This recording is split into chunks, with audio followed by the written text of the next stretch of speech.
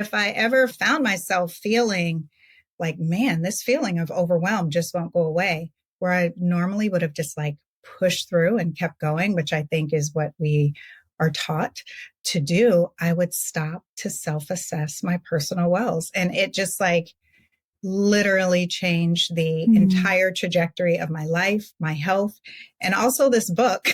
This is Dr. Lisa Marie Bobby. You're listening to the Love, Happiness, and Success podcast.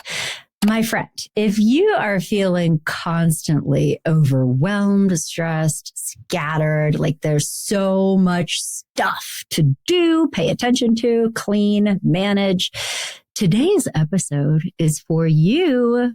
My guest today is Christine Platt, who has come here today preaching the gospel of less is liberation. And she is here today to help us all understand how to calm down, release the stress, and that starts by releasing some of the stuff. So if you're craving minimalist Zen, Christine is your person. And Christine, I am personally so pleased to be connected with you because I feel like I am in need of your wisdom. So where do we start? So I have a new book out called Less is Liberation, Finding Freedom from a Life of Overwhelm. And I actually start that book by saying, even though I don't know you, like I bet I know a lot about you. And I go into all the things that we all share, right? Which is like this, as you said, like just being in a constant state of overwhelm. Waking up overwhelmed, looking at the to-do list overwhelmed, you know what I mean? Thinking about everything that we have to get through during the day. And then next thing you know, we're, laying in bed at night, looking up at the ceiling like, oh, what just happened? Where'd the day go? Right. And so I know what you're going through. And what Don't make me cry on my own podcast, okay? We're never going to be able to get rid of the stressors in our lives. Unfortunately, we have to interact with other people. So there's always going to be something or someone that is stressing us out. But it's never meant to be a state of being, right? It's never meant to be sort of like this every day. I am in a constant state of overwhelm. And when that is happening to us, that is our body really trying to signal and let us know something is amiss. And I don't want to act like I came to this awareness all by myself. It was because I, was living in a constant state of overwhelm, go to the doctor for a routine checkup. And all of a sudden it is mayhem. People are running in and out of the room. I'm sitting there like, What is happening? I felt fine. Unbeknownst to me, I had high stage 2 hypertension. And it was shocking. You could look at me. It wasn't diet. It was clearly just lifestyle and stress.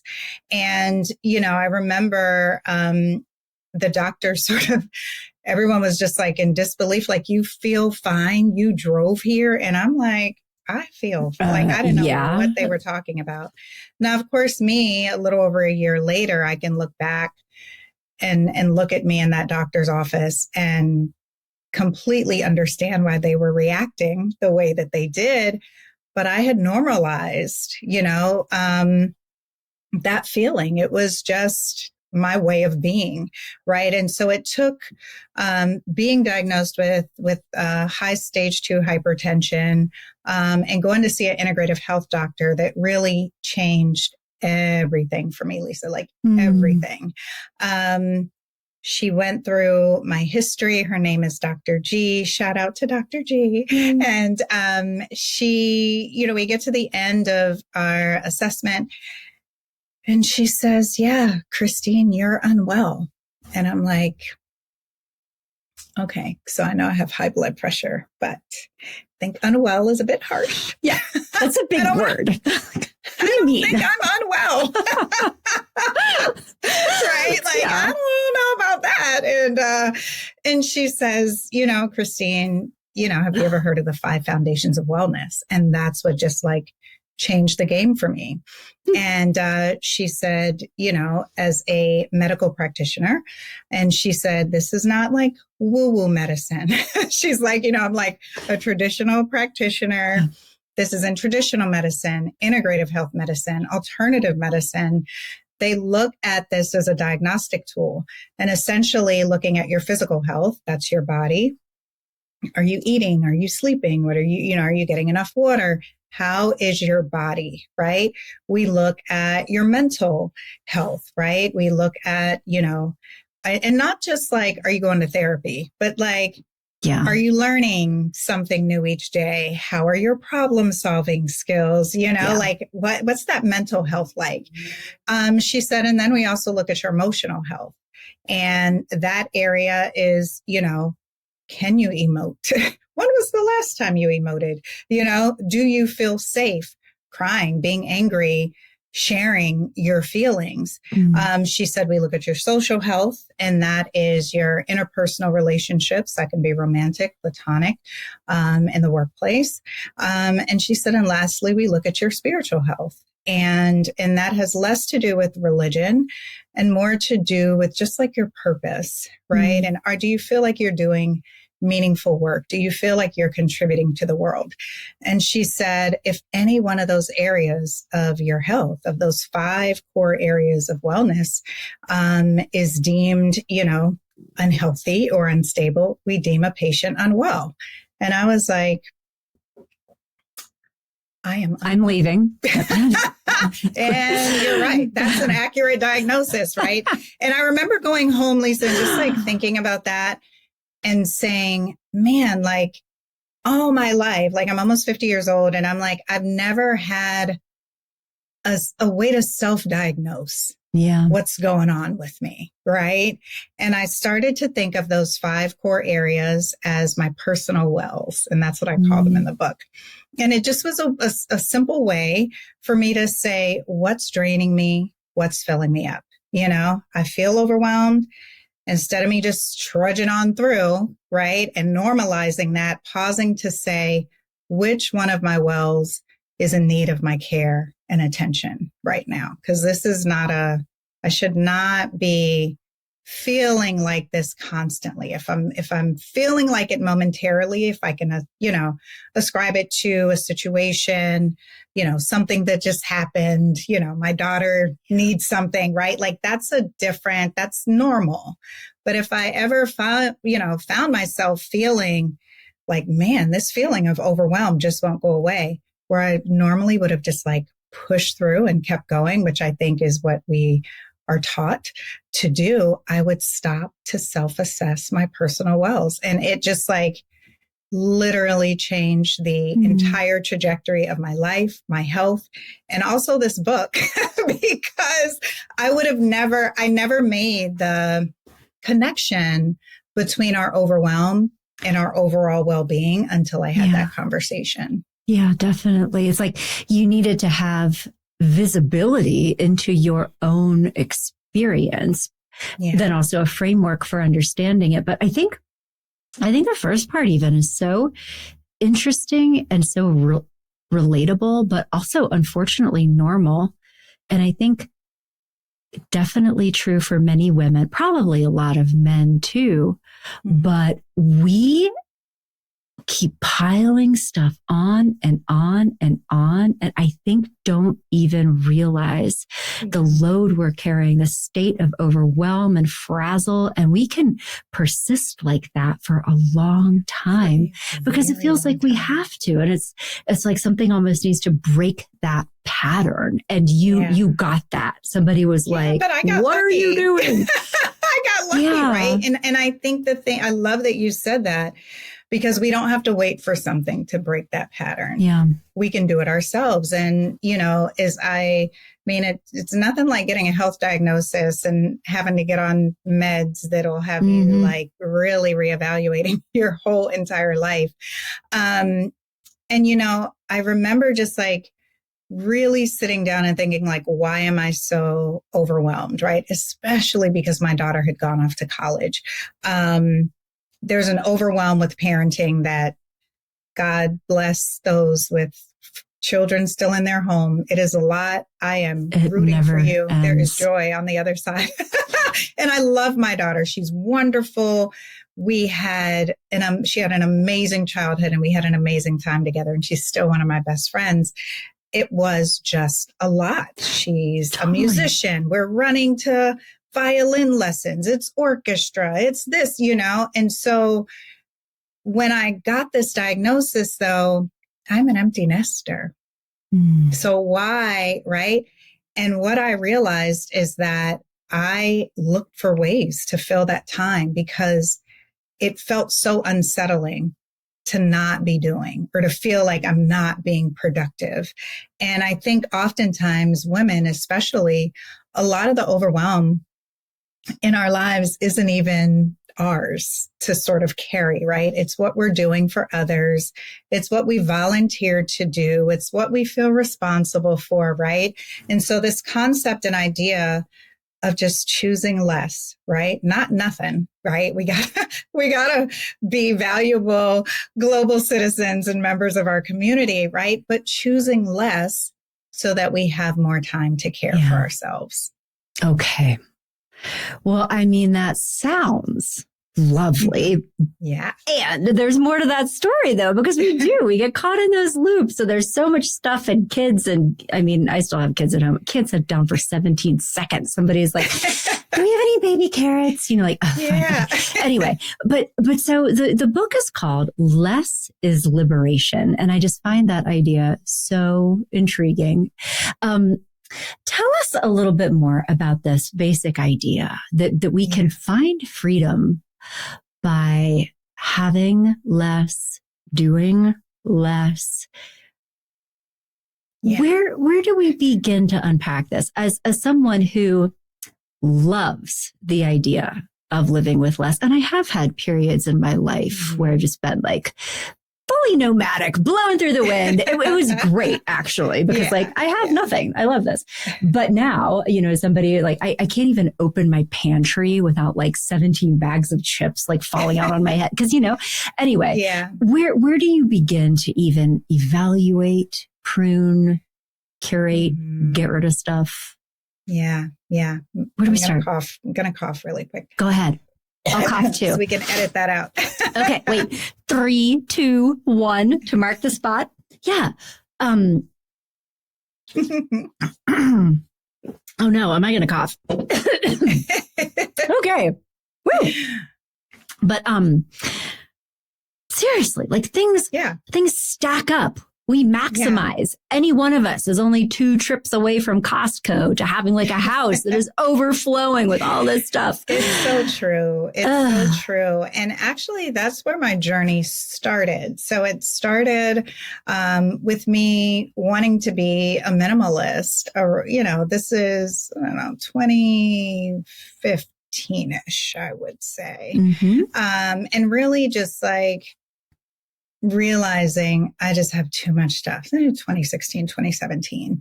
I knew I had a lot of stuff for a long time, but I didn't really start tackling it until that time.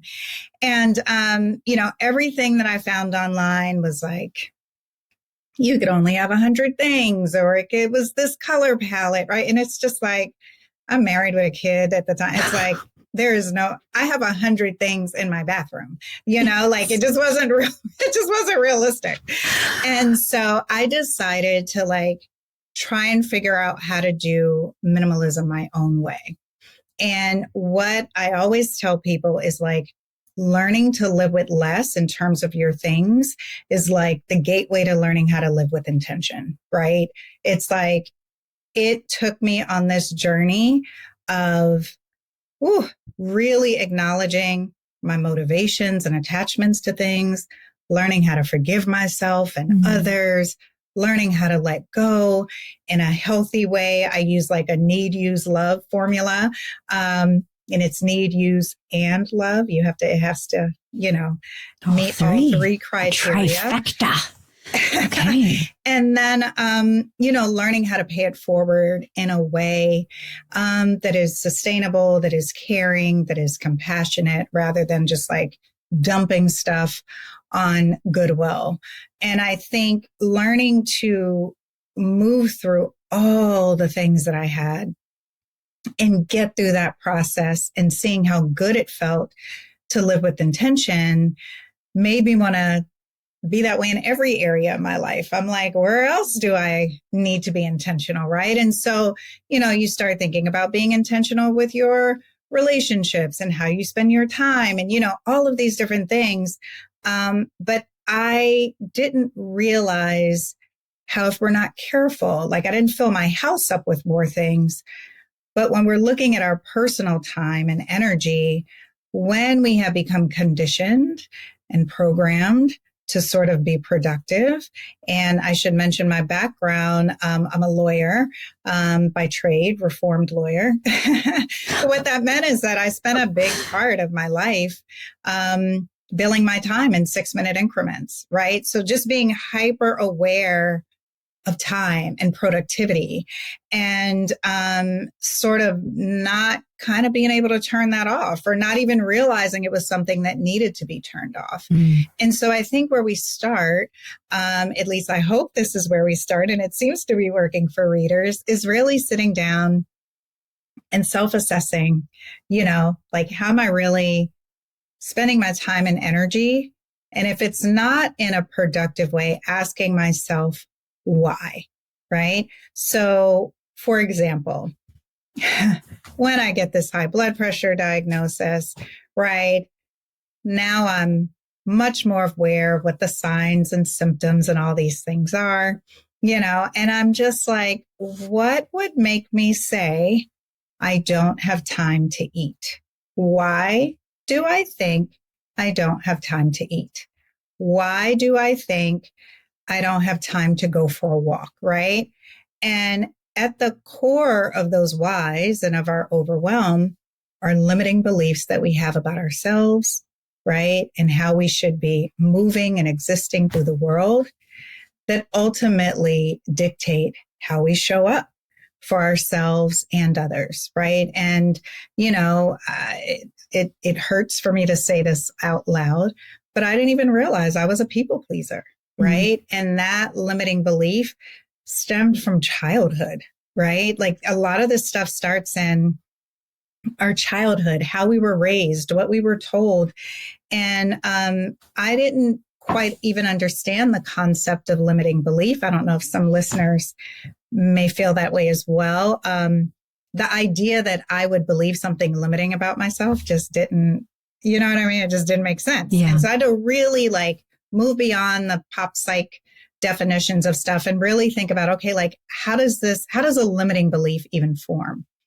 And the definition or sort of example that I came up with was a limiting belief forms whenever a messenger, and a messenger can be anyone or anything we respect, love, and admire, want to impress, or, who we value. So oftentimes that's our parents. If you grew up in a very religious family, it could be the church, anytime a messenger gives us the wrong message, a limiting belief is formed, right? When we hold on to that wrong message. Yeah. And I think it's so important for us to remember that a lot of the wrong messages that we received in our lives, throughout our lives, but especially in childhood, didn't come from this place of malice, didn't come from this place of this is going to make Lisa form a limiting belief one day. You know what I mean? Yeah, exactly. Right. It's oftentimes it comes from a place of love and care,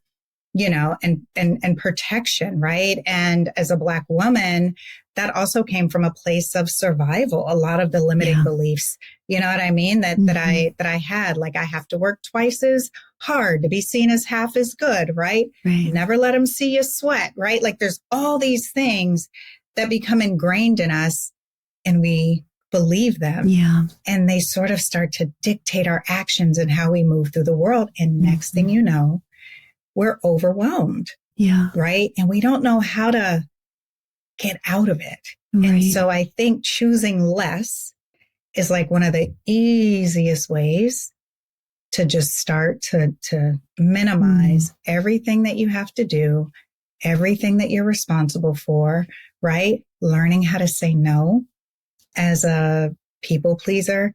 I didn't know how to say no, right? Yeah.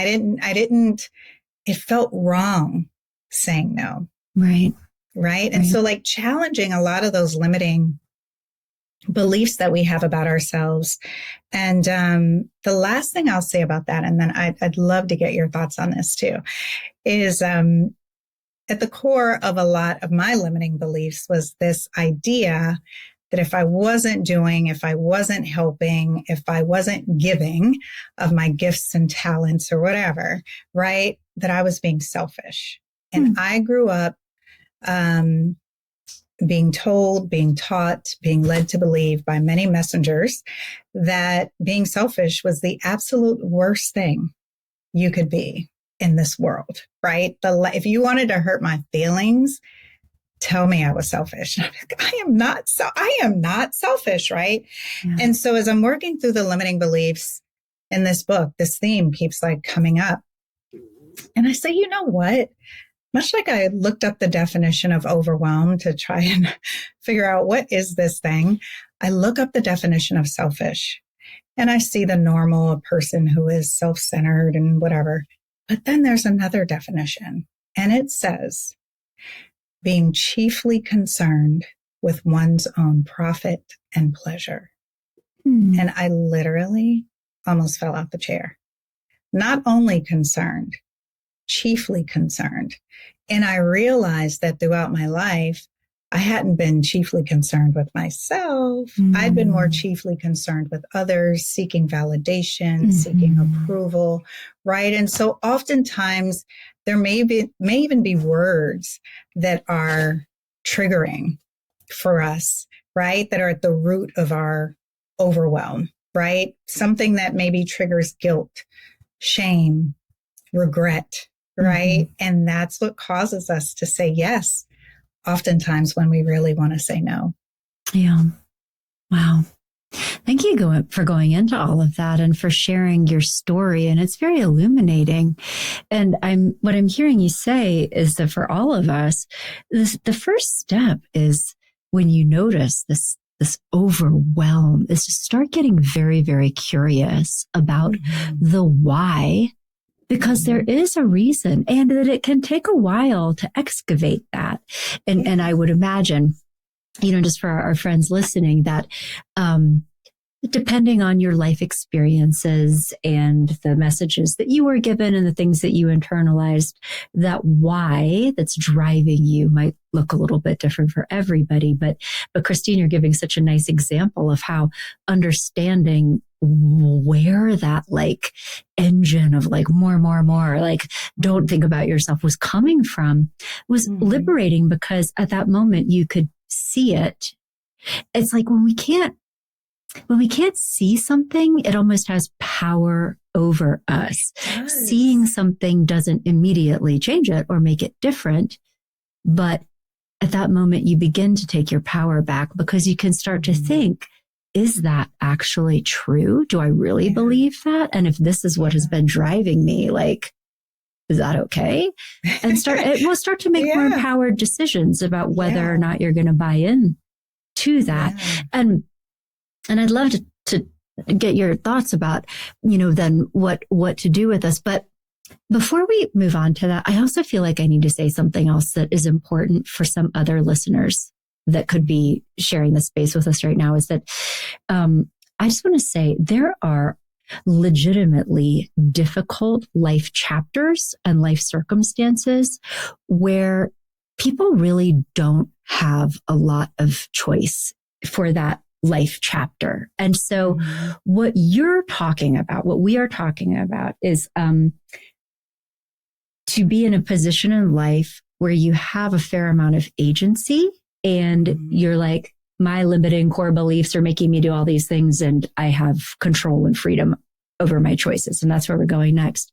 But I'm thinking right now of people who are young parents with 3 kids and trying to hold down a job, right? Or in a situation where they are work, school, running a business, all kinds of other stuff, where there are moments when you really don't have a lot of control. And so the last thing that I want you to do listening to this is judge yourself for not being able to do some of the things that me and Christine are going to be talking about next. I think we should also probably speak to some of those people as well, because I would love to. Yeah.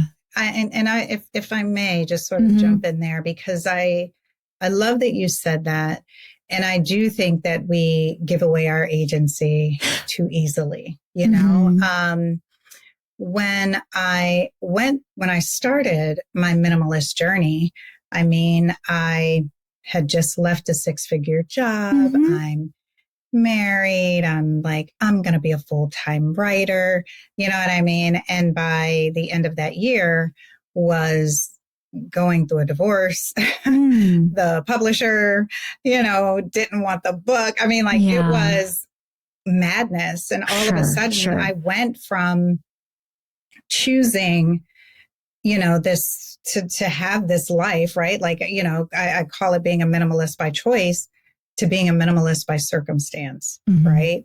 And I think our circumstances are often such gifts. We don't even realize it, right? That, because it's so painful sometimes in the moment to realize it's a gift. Sure. And it took me having to, you know, move back into this condo that I was renting out, you know, during the marriage. I remember barely having enough money to paint, like buying a gallon of paint at a time to paint the room, wanting to do my daughter's room first. You know, I mean, like, and also like sitting there with 3 degrees being like, how the expletive did I get here? Right. And I remember the gift at that time that I didn't realize in the moment, but the gift at that time was like going through my closet, seeing all these things with red tags on them. You know what I mean? Seeing all these like handbags and expensive shoes. And in that moment saying, wow, like I can't eat my things, right? I can't buy a gallon of paint with my things. And it was this life lesson. It was a moment for me, right? Looking at everything with the red tags and saying, why does this still have the tag on it? And there were just so many clearance tags. And really questioning that and saying, yeah, I am in love with the thrill of the hunt, right? Not necessarily the prize itself. Where's that stemming from, right? And again, so much stuff. You grow up with scarcity, you grow up with abundance, whatever, right? Like all of these things sort of impact and trigger who we become as adults. So I think anyone that is in an overwhelming place by circumstance, right? And knowing that that can happen for any of us at any time. That's a good point. Overwhelm, you know, I'm choosing to do all these things. Right. To like, oh my God, right? Like the rug just got pulled out from under me.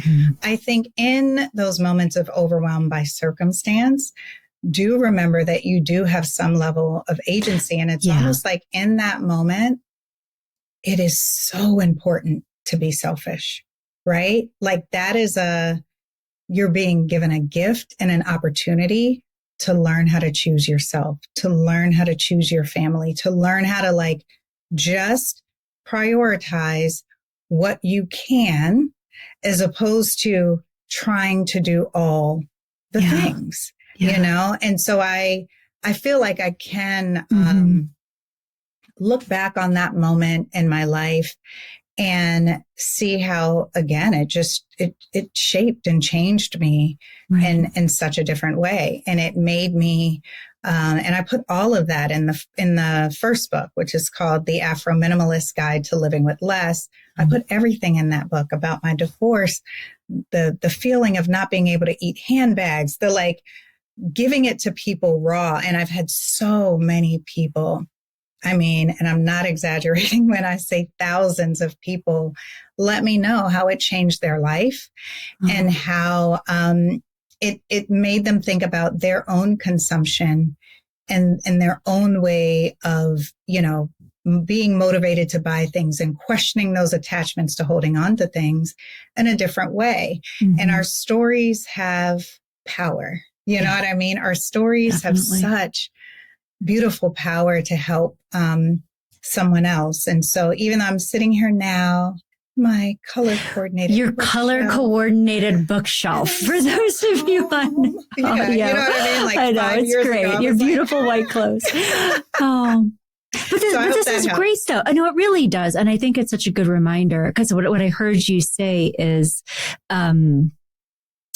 there are times in life when it is easier to make choices and feel like you have a lot of agency. Times in your life when your choices are restricted, that you actually have to do things that maybe, you can't easily get away from. But the takeaway is that during those times, you need to be even more intentional and aware of what you are investing your time and energy in, and making as many thoughtful choices as you can. Because if you don't do it during that time, that's when it can get bad for us in some ways. But the growth edge here is that if you can still find pockets of that agency, empowerment, and selfishness in the best possible way, when it is hardest, you're developing those abilities that you can carry forward with you. Absolutely. Yeah. Okay. Good stuff. So then I would love, if it's okay, to shift into talking a little bit more about, somebody is like so overwhelmed, all the things, like brain like a ping pong ball machine, what am I saying? Pinball machine, as evidenced by my inability to talk. But like, I heard you say, get real curious about how you're spending your time. What about the stuff? What do we do with the stuff? Personally, I feel like I get rid of half of everything I own every 5 years or so. And then, before you know it, you like pull open the drawer in the kitchen and barely even open it because there's like 500 broken pens. Like, I mean, even that kind of thing can become so overwhelming. What advice do you have for somebody who really wants to streamline? So asking for a friend. Luckily, so Less is Liberation was a bit different, and that I wrote that book as I was going through the process, right? Yeah. I mean, there are parts of it that have made people cry because they felt like they were right there with me. The first book, The Afro-Minimalist Guide to Living with Less, I wrote like 5 years after the process, right? So I'm actually able to give people sort of tools, tips, and advice that I wish I would have had when I went through the process, right? Which is, I can't do this in a weekend. I've already pulled everything out of its, bin and basket. And so I came up with this 4-step process, and we kind of talked about it a little bit earlier, but I'll touch on it here a little more deeply. So anyone that is looking to get rid of things, the first thing is not to pick up a donation bag. I know that's what we've been taught, but that is not the way, my friend. The first thing is actually to learn about your unique psychology of ownership, right? This is why when we let go of things and we look up 5 years later and our house is full of stuff again, right? It's because we never understood, or we just got rid of things. We didn't understand why we accumulate things, why we're buying things, and why we're holding on to things. And so it was very important for me to sort of guide readers on this journey of not feeling like everything is about pulling out the thing, hugging it. Does it spark joy? Love Marie Kondo. There's no shade there. She is magic. Yes. No I shade. love her. I love Marie Kondo. I KonMari my closet, the whole nine. But I do think for a lot of people, the first step is understanding your psychology of ownership, right? And that's looking at why do you have more than you need? And why is it so hard to let go, right? Maybe it started in childhood. Did you grow up with scarcity, right? Or did you grow up with abundance and you don't even want to have a whole lot of stuff around, right? and oftentimes our childhood, it could be something that we don't even think about. One of the examples that I use in the book, my friend, her husband, David, I won't say her name because people might know us or something. We'll just talk about David. Yes, that's right. So David, her sweet husband, he would, anytime he washed dishes, there would just be bubbles everywhere, and it drove her crazy. I would be like, girl, who cares? He's washing the dishes. Right. And she's just like, he uses so much dish soap, and it just it just drove her crazy. That's hilarious. And so one day we were talking about it, and I said, have you ever just asked him, why do you use so much dish soap? And she's like, I'm going to ask him. So she comes to me about a week or two later. And Lisa, she says, Christine, I am just speechless. She said, first of all, thank you. This has bothered me for years. They've been married over 20 years. And she's like, I never asked him, why do you use so much dish soap? And when she asked him, he said, I was raised by my grandmother, grew up really poor in the deep South, and they would get dish soap from the Dollar Tree. And even then he could only use one drop. Very restricted. Yeah. And so he never had bubbles. And he said, just as plain as day to her, and now that I'm older, I just make all the bubbles I want. And so sometimes, I know, right? Yeah. I know. And so sometimes it's these little things, my ex-husband is a dear friend. I know I'm very fortunate in that regard. And he shared his story in the book. Because he would collect, like a lot of men, collect sneakers, right? And so I know. And so I, asked him, think back to if this started in childhood, where did this come from?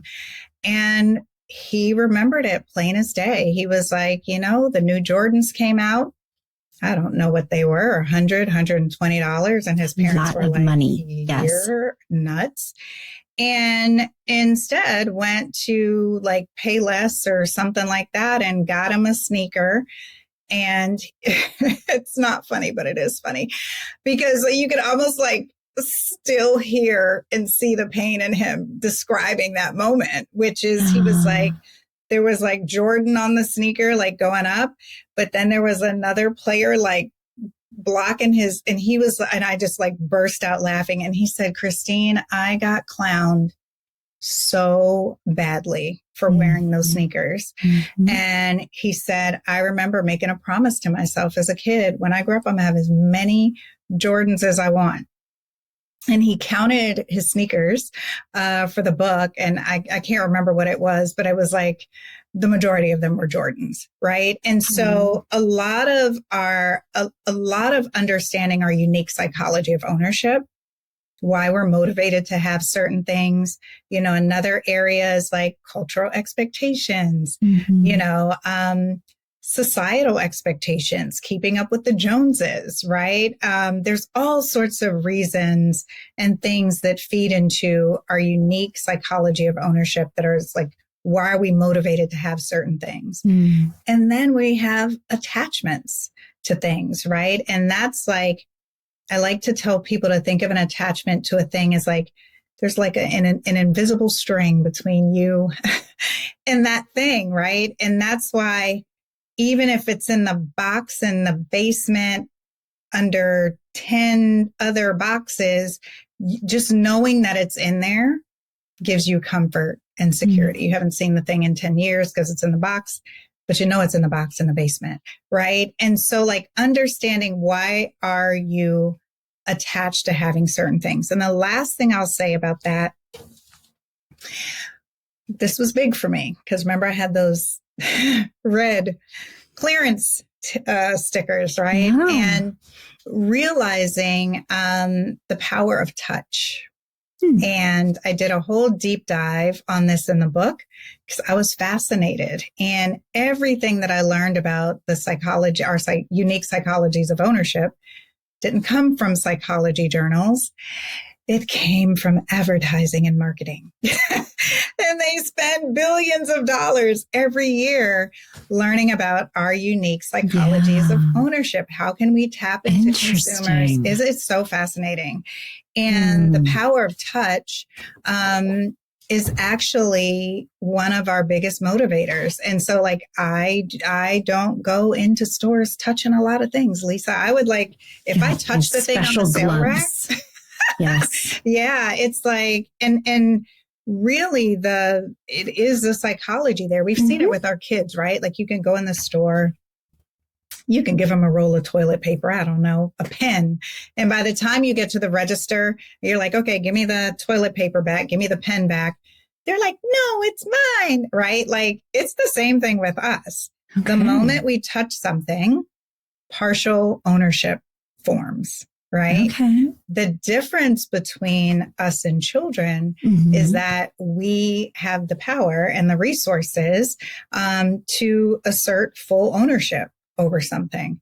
Heaven forbid people start, heaven forbid people start circling and telling us how amazing we look, or, oh my gosh, is that the last one? Right? All of a sudden it's mine. Yeah. Right. And so understanding the psychology of ownership is the very, very first step. That's really interesting. Why do you have more than you need? And why is it so hard to let go? I'm going to have to think more about this, Christy. I mean, honestly, I have always chalked up my own patterns to just like garden variety impulse control problems and going too fast to like purge regularly. But I'm going to spend some more time thinking about this. Like shocked. Where does this come from? Just this like, I buy, you know what? I don't buy like one thing. If I like it, I buy three things. Yeah. Yeah. Okay. And like, why do you feel like you need, but again, I think that why, whether it's our limiting beliefs or our stuff, right? Like questioning that why do I feel like I need to get 3 of those, right?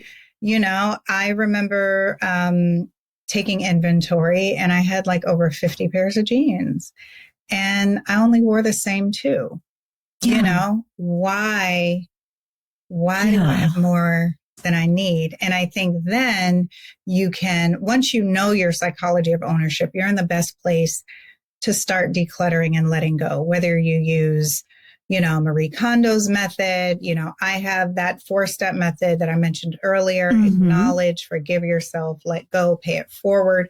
There's so many different ways that you can declutter. I think the way that you keep your house decluttered and you keep things from coming back in, and you are able to let go of things that no longer serve you is when you know your psychology of ownership. I think if you don't know that, you're just decluttering for a season. Right. Oh my gosh. You know what? This is so great because I think that that's so true. Clearing out the drawers, getting rid of the stuff is not the same thing as a process that you're talking about. You know what I'm thinking about right now? It's like, relationships, you know, frequently. So part of my background, I'm a marriage counselor and I work frequently with people who are coming out of relationships. So like divorce, heartbreak, recovery.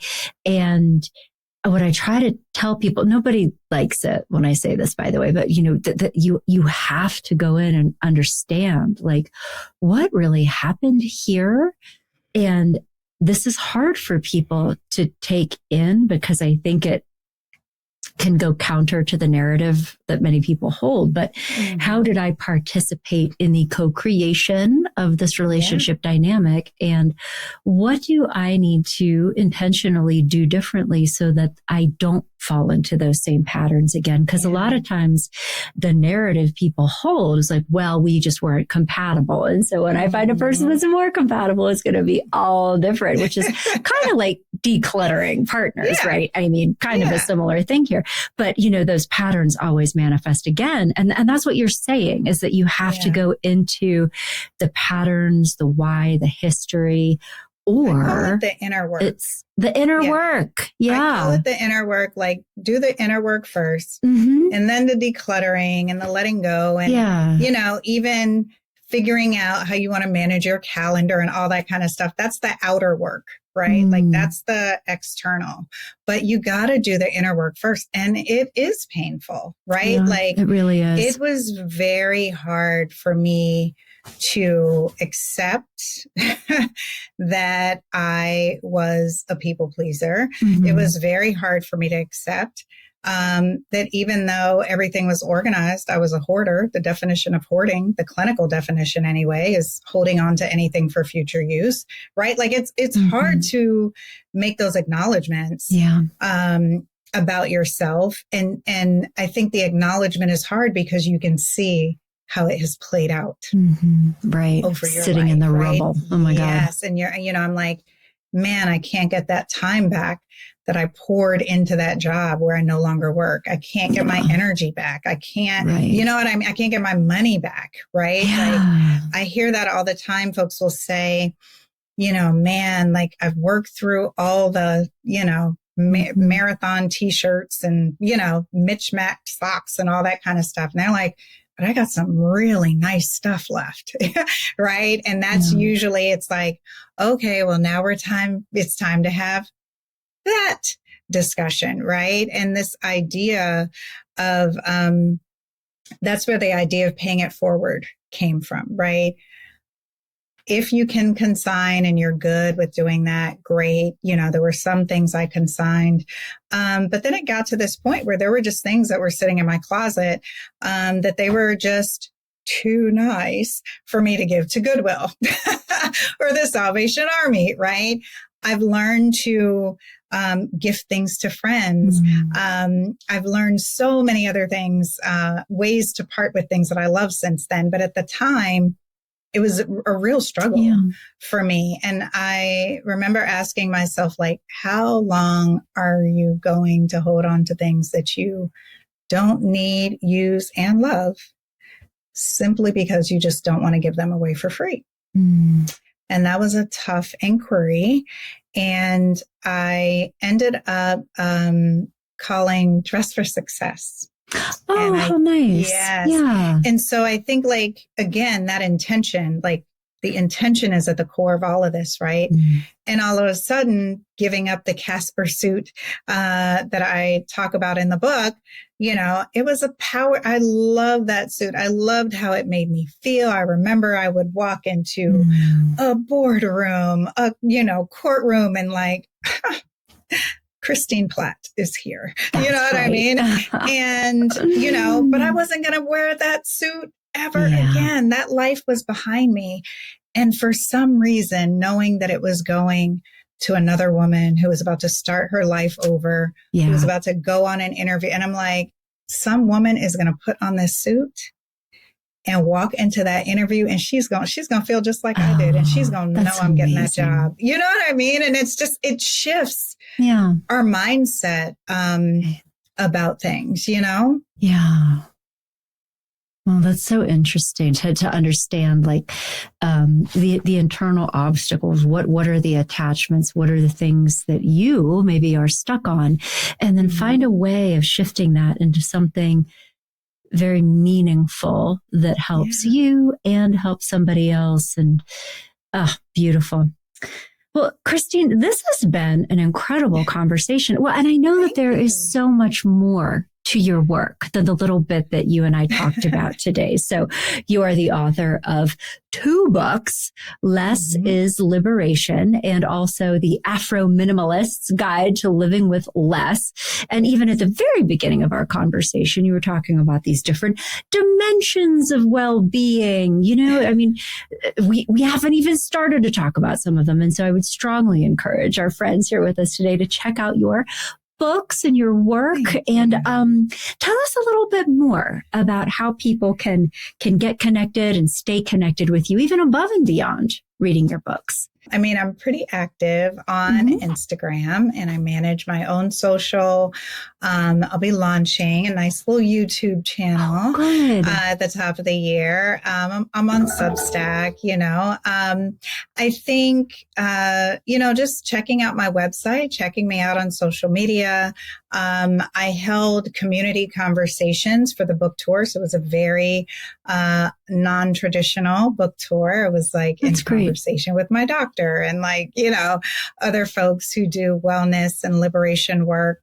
And so I'll be continuing those conversations at the top of the year and hopefully throughout the year. And they're basically just centered on filling our wells. Well, Christine, it was such a pleasure visiting with you today. You're fun to talk to, and this was a very inspiring conversation. I know I'm going to be thinking about this one later today. So thank you for having me on the show.